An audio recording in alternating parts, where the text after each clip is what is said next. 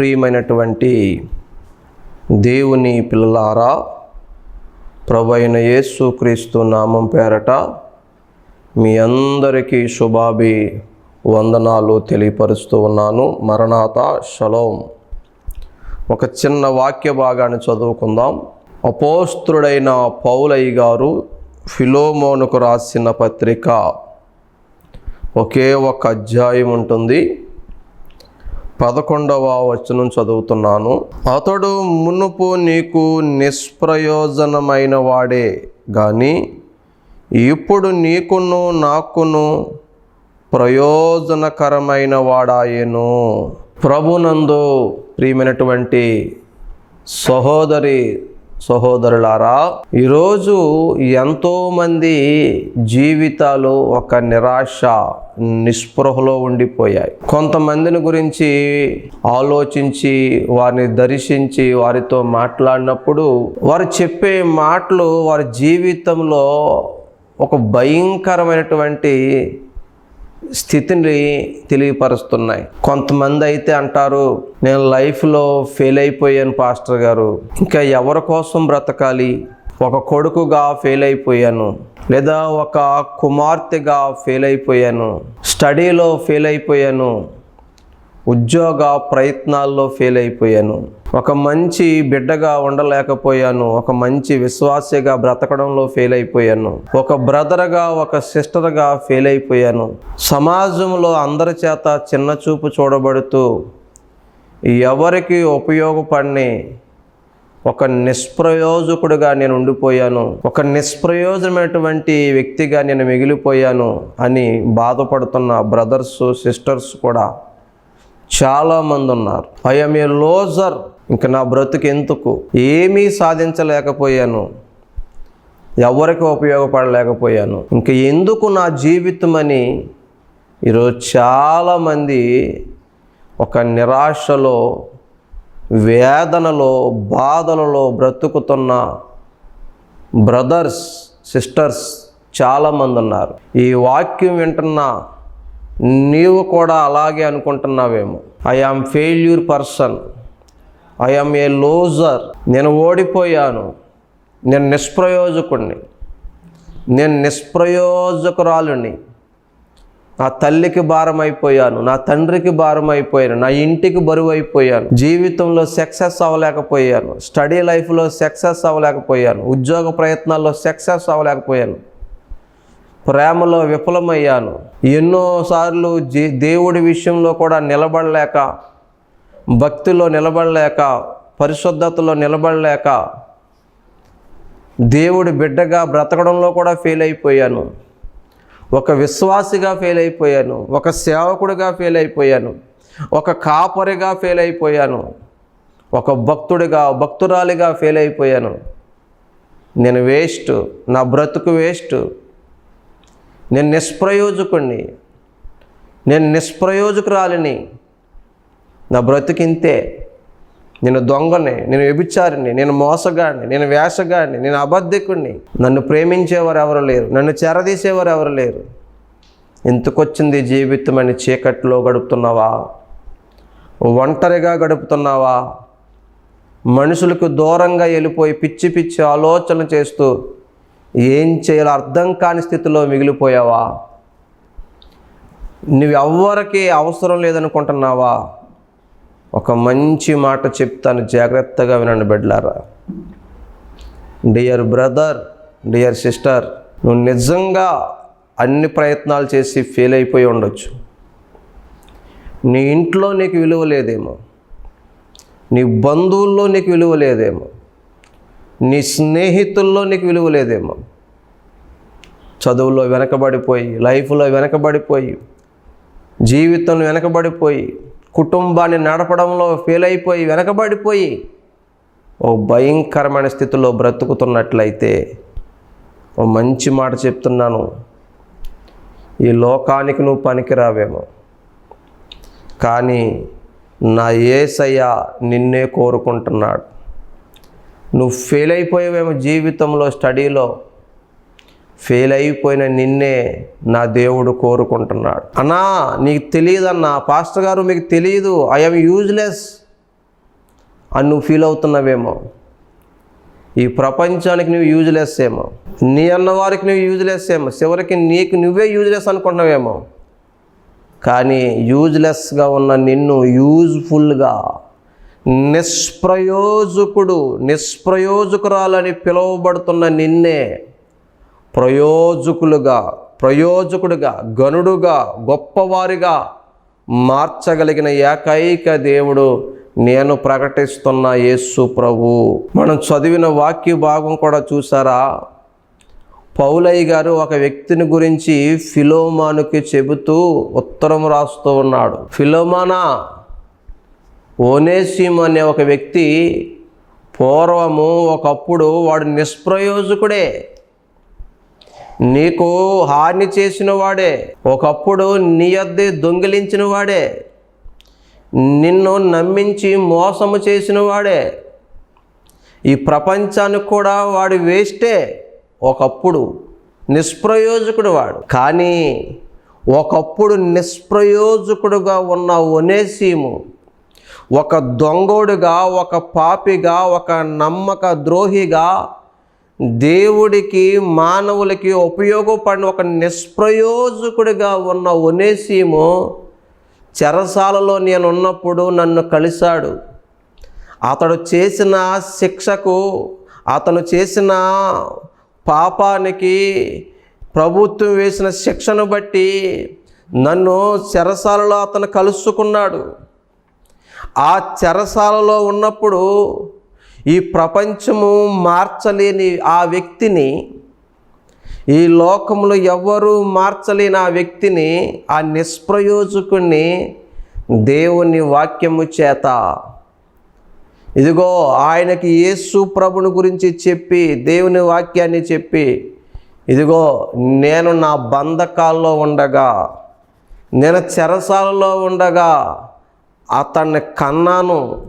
అంటే ఒక పాపాత్ముడిని పరిశుద్ధుడిగా మార్చాను, అతన్ని రక్షించాను. ఒకప్పుడు వాడెంత వేస్టో ఇప్పుడు అంత బెస్ట్గా మారిపోయాడు. అతడు ఇప్పుడు చాలా చాలా నమ్మకస్తుడిగా మారిపోయాడు.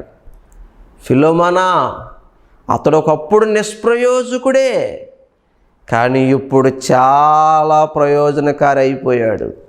ఆ మాట మరొకసారి నేను చదివినిపిస్తున్నాను చూడండి. ఫిలోమానుకు రాసిన పత్రిక ఒకే అధ్యాయం ఉంటుంది, 11వ వచనం. అతడు మునుపు నీకు నిష్ప్రయోజనమైన వాడే, కానీ ఇప్పుడు నీకును నాకును ప్రయోజనకరమైన వాడాయను.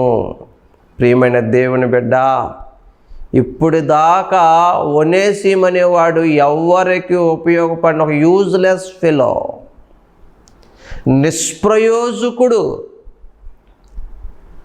కానీ ఎప్పుడైతే పౌలయ్య గారు వాక్యము చేత, సువార్త చేత అతన్ని రక్షించాడో, అతడు ఇప్పుడు ఎలా మారిపోయాడంటే ఈ ప్రపంచానికే ప్రయోజనకారిగా మారిపోయాడు. దైవజనుడికి ప్రయోజనకారిగా మారిపోయాడు. అంతేకాదు, దైవజనుడికి ప్రాణము వంటి వాడైపోయాడు. అంటే అండి 12వ వచనం మాట చెప్తారు చూడండి. నా ప్రాణము వంటి వాడైనా, అబ్బాబ్బాబ్బా, ఒకప్పుడు పనికిరానివాడు, విలువ లేనోడు, యూస్లెస్ ఫెలో, వేస్ట్ ఫెలో, ఇప్పుడు ఎలా మారిపోయేసా? పౌలయ్య గారు అంటున్నాడు ఫిలోమాను గారితో ఉత్తరములో, ఒకప్పుడు నిష్ప్రయోజనమైనటువంటి ఆ వ్యక్తి ఇప్పుడు ప్రయోజనకారయ్యా, ఇప్పుడు చాలా సహకారయ్యా. ఎంతగా అంటే ఇప్పుడు అతను నా ప్రాణం వంటి వాడు, నా ప్రాణం వంటి వాడైన అతన్ని ఇప్పుడు నీ దగ్గర పెడుతున్నాను, నీ చేతుల్లో పెడుతున్నాను. అబ్బబ్బబ్బబ్బా, దేవుడు గొప్పవాడండి. అతను పరిస్థితులు మార్చేవాడు. నా యేసయ్య చేంజర్, అతను మార్చేవాడండి. యాండి, మారానీళ్లను మధురముగా మార్చినవాడు నా యేసు ప్రభు. నీళ్లను మధురమైన ద్రాక్షారసంగా మార్చినవాడు నజరేయుడైన యేసు. మృతులను సజీవులుగా మార్చినవాడు నజరేయుడైన యేసు. బలహీనులను బలవంతులుగా మార్చినవాడు నజరేయుడైన యేసు.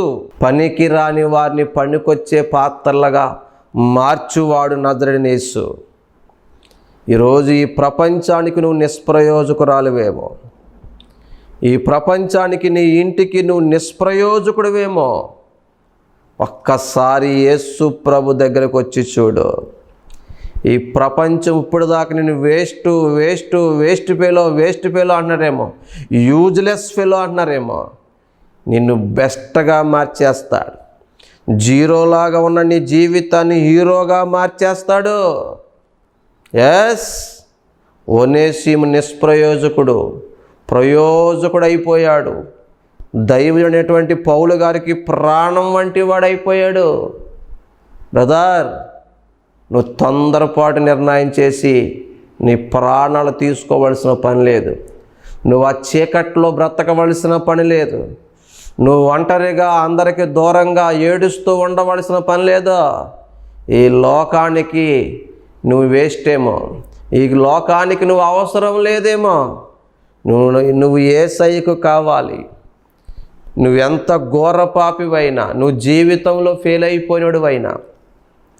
అయిపోయిన దానివైనా, చదువుల్లో ఓడిపోయిన వాడివైనా, కుటుంబంలో అందరికీ భారం అయిపోయి బరువైపోయి అందరి చేత చీదరించబడుతున్న వ్యక్తివైనా, ఫ్రెండ్స్ అందరిని కోల్పోయిన వ్యక్తివైనా, జీవితంలో ఎన్నో రకాలుగా నష్టపోయి వేస్ట్గా మిగిలిపోయిన నీ జీవితాన్ని ఆర్థికంగా కానీ, కుటుంబ పరంగా కానీ, వ్యక్తిగతంగా కానీ, ప్రేమలో కానీ, చదువుల్లో కానీ, లైఫ్లో కానీ ఓడిపోయావా, ఒంటరైపోయావా, దిగులు పడుతున్నావా, నిరాశ పడుతున్నావా, రా యేసు ప్రభు దగ్గరికి. నా యేసయ్య నిన్ను శాశ్వతమైన ప్రేమతో ప్రేమిస్తున్నాడు. తన 2 చేతులు చాచి నిన్ను పిలుస్తూ ఉన్నాడు. నశించిన దాన్ని వెదకి రక్షించడానికే యేసు క్రీస్తు ప్రభు ఈ లోకానికి వచ్చాడని బైబిల్లో రాయబడి ఉంది. నువ్వెంతో ఘోర పాపివైనా పర్వాలే, నశించిపోతున్న వ్యక్తివైనా పర్లే, ఇంతవరకు ఎవరికి ఉపయోగపడిన వ్యక్తివైనా పర్లే, నీ జీవితం తెచ్చి యేసయ్య చేతులు పెట్టు. నీ చరిత్రను మార్చేస్తాడు ఆయన. నా చరిత్రను మార్చాడైనా. ఈ వాక్యం చెబుతున్న నాకు 2 కాళ్ళు పనిచేయు, వెన్నెముక పైనుంచి కింద దాకా ఆపరేషన్ జరిగింది. ఓ కిడ్నీ కడుపులో బొడ్డు కింద లెఫ్ట్ సైడ్ ఇలియాక్ రీజన్లో తిరగబడి ఉంది. సైనసైటిస్ వ్యాధి ఉంది. చెవిలో ఒక వ్యాధి ఉంది. మోకాళ్ళ కింద సరిగ్గా స్పర్శ ఉండదు. పాదం ఇలా పడిపోతుంది. ఆడడానికి పని చేయను. ఓ పనికి వెళ్ళి ఎత్తడానికి, మొయ్యడానికి, పరిగెత్తడానికి, ఓ ఫంక్షన్లో గబగబా తిరిగి పనిచేసే ఈ లోకంలో ఎన్నో పనులు నేను చేయలేను. ఈ పనికిరాని జీవితం పట్టుకెళ్ళి యేసయ్య చేతిలో పెట్టి ప్రభు దగ్గర కన్నీరు కారిస్తే ఈ పనికిరాని వ్యక్తిని ఈరోజు పనికొచ్చే పాత్రగా మార్చాడు. విలువలేని ఈ వ్యక్తిని విలువైన పాత్రగా మార్చాడు. పనికిరాని నన్ను నీవు కోరుకున్నావు, పనికొచ్చే పాత్రగా మార్చుకున్నావు. పనికిరాని వ్యక్తుల్ని పనికొచ్చే పాత్రలుగా మారుస్తాడు. నువ్వెవరికో పనికిరావేమో, నీకు విలువే లేదేమో అసలు. నీ ఇంటిలో, నీ బంధువుల్లో, నీ స్నేహితుల్లో, సమాజంలో విలువలేని నన్ను నీవు ఎన్నుకున్నావు, విలువైన పాత్రగా మలచుకున్నావు. విలువలేని నన్ను నీవు ఎన్నుకున్నావు, విలువైన పాత్రగా మలచుకున్నావు. విలువలేని నా బ్రతుకు విలువ వచ్చింది. పరమ కుమ్మరి తన సారిపై పెట్టి ఆకారం లేని మట్టి ముద్దకి, ఈ ఓటి కొండకి ఈ 2 కాళ్ళు పనిచి నీ డాక్టర్ బాబు విలువిచ్చాడు. ఈరోజు నీకు ఎక్కడ విలువ లేదో, ఎక్కడ పనికిరావంటున్నారో, నా దేవుడు అక్కడే నీ తల పైకెత్తుతాడు. అక్కడే నీ చరిత్రను మారుస్తాడు. ఆ ప్రజలే, ఆ బంధువులే, ఆ స్నేహితులే, ఆ ఇంటి వారి ఆశ్చర్యపోయే రీతిలో నీ పరిస్థితులను మార్చగలడు ఆయన. నిష్ప్రయోజకుడు, మా వాడు వేస్ట్ అండి, మా వాడు పనికి మాలండి, మా పిల్ల పనికి మాలిందండి, దానికి చదువు రాదండి, ఉద్యోగం లేదండి, తింటం తప్ప ఏమీ తెలియదండి, వేస్ట్ అండి, వేస్ట్ వేస్ట్ వేస్ట్, నిష్ప్రయోజకాలండి, పనికి మాళ్ళు అంటారేమో. ఈ లోకమందరి చేత దూషించబడుతూ, ద్వేషించబడుతూ, చిన్న చూపు చూడబడుతున్న నీవు, ఎన్నో ప్రయత్నాలు చేసి ఓడిపోయిన నీవు, నిష్ప్రయోజకుడిగా, నిష్ప్రయోజకురాలుగా, యూస్లెస్గా, వేస్ట్గా మిగిలిపోయిన నువ్వు ఒక్కసారి నమ్మి యేసు ప్రభు దగ్గరికి రా. ఒక్కసారి నీ పాపాలు ఒప్పుకొని ప్రభు దగ్గర కన్నీరు కార్చి ప్రార్థన చేయి. నీ పనికిరాని జీవితాన్ని పట్టుకెళ్ళి యేసయ్య చేతిలో పెట్టు. నిన్ను ఒక అద్భుతమైన పాత్రగా మలిచే పరమ కుమ్మరి నా యేసు ప్రభు. నీ చరిత్రను మార్చగలిగిన వాడు నా యేసు ప్రభు. నీ పరిస్థితులు, నీ ఆర్థిక పరిస్థితులు, నీ అనారోగ్య పరిస్థితుల్ని మార్చగలిగిన వాడు యేసు ప్రభు. నా యేసయ్యకు అన్నీ సాధ్యమే. ఆయనకు అసాధ్యమైనది ఏది లేదు. ఆయనకి సమస్తము సాధ్యమే.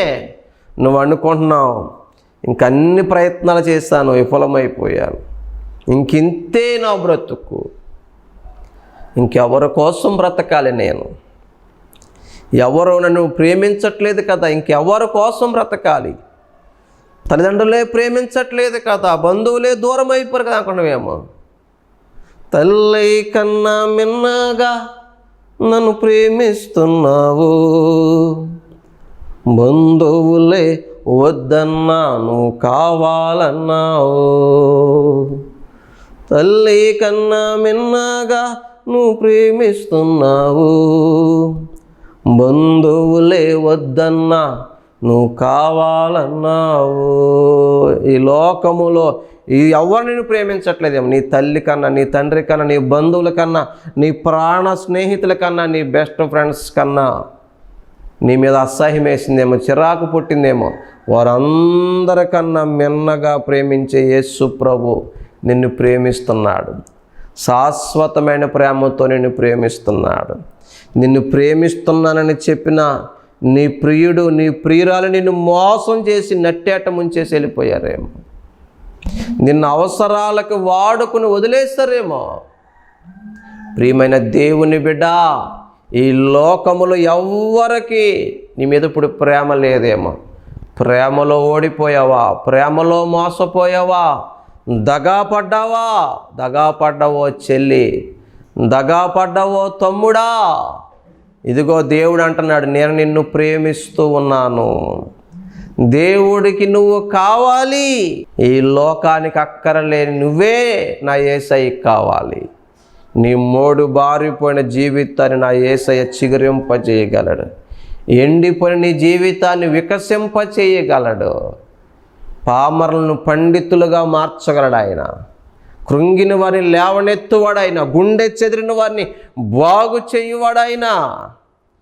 ప్రేమలో విఫలమయ్యావా, చదువులో విఫలమయ్యావా, ఉద్యోగ ప్రయత్నాల్లో విఫలమయ్యావా, ఏ విషయంలో నువ్వు విఫలమైపోయావో, ఫెయిల్ అయిపోయావో, నిష్ప్రయోజకురాలుగా మిగిలిపోయావో, నిన్ను ప్రయోజకులుగా మార్చడానికే నా యేసయ్య ఈ లోకానికి వచ్చాడు. నిన్ను రక్షించడానికే యేసయ్య ఈ లోకానికి వచ్చాడు. పాపముల చేత, అపరాధముల చేత చచ్చిన స్థితిలో ఉన్న నిన్ను బ్రతికించడానికే యేసయ్య ఈ లోకానికి వచ్చాడు. ఓడిపోయిన నిన్ను గెలిపించడానికి యేసయ్య ఇదిగో నీతో మాట్లాడుతున్నాడు. ఇప్పుడు దాకా నీ జీవితం ఒక లెక్క, ఇప్పుడు దాకా నీ చరిత్ర ఒక లెక్క.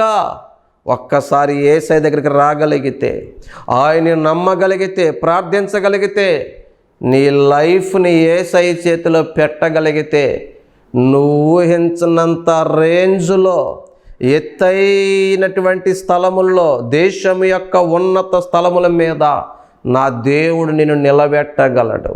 నీ పరిస్థితులను మార్చగలడు. ఒనేసిము ఒకప్పుడు ఎవడికి ఉపయోగపడే ఒక పాపాత్ముడు, ఒక నిష్ప్రయోజకుడు, ఒక దొంగ, ఒక నమ్మక ద్రోహి. కానీ ఇప్పుడు ఎవరికి నిష్ప్రయోజకుడుగా ఉన్నాడో పౌలయ్య గారు అన్నారు, ఇప్పుడు నీకును నాకును ప్రయోజనకారి. అతడు ఇప్పుడు నా ప్రాణము వంటి వాడయ్యా ఫిలోమోనో. ఒనేసిముని చేర్చుకో.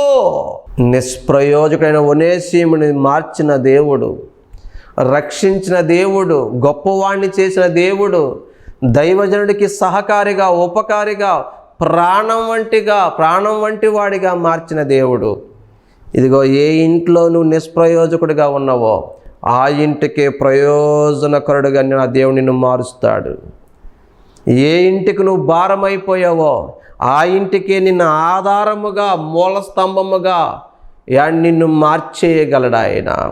ఇల్లు కట్టు వారు నిషేధించిన రాయి మూలకు తలరాయగునని మత్తయి 21:42 చెప్పినట్లు నిన్ను ఎక్కడ తృణీకరించారో, ఎక్కడ అవమానించారో, ఏ నోళ్ళు నిందించాయో, ఎవరు అవమానించారో ఆ నిందలకు, అవమానానికి ప్రతిగా నా దేవుడు రెట్టింపు ఘనతనివ్వగలడు. నమ్ముతావా సోదరి?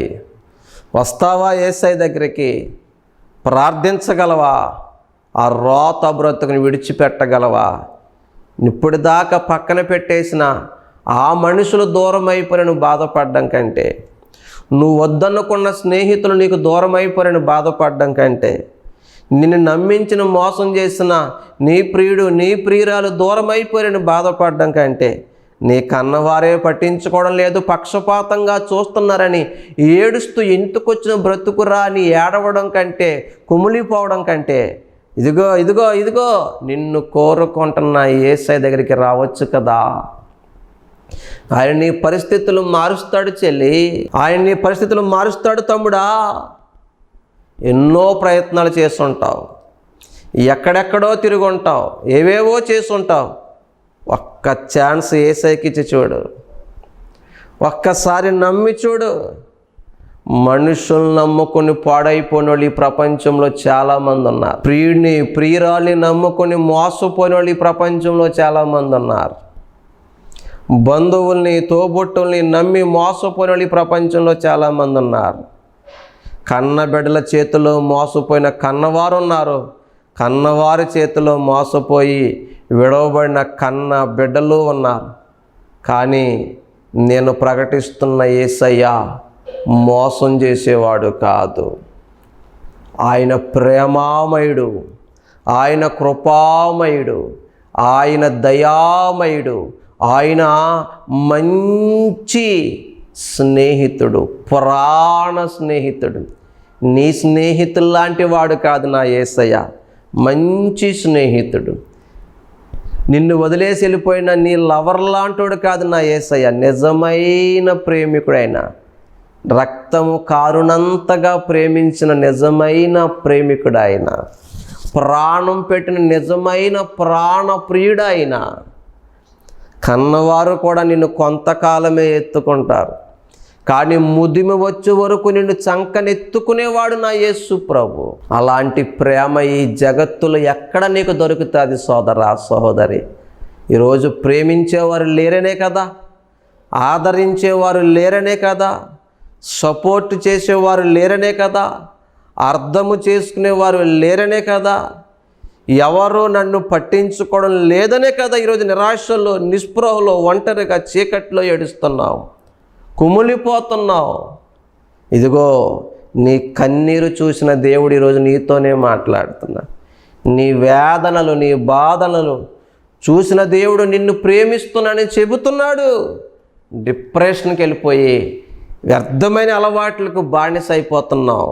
ఎందుకో నా బ్రతుకు ఇలాగైపోయిందని చెప్పి లేనిపోయినటువంటి బంధాలకు దగ్గర అవుతున్నావు, లేనిపోని అలవాట్లు తెచ్చిపెట్టుకుంటున్నావు, దురలవాట్లకు బానిస అవుతున్నావు.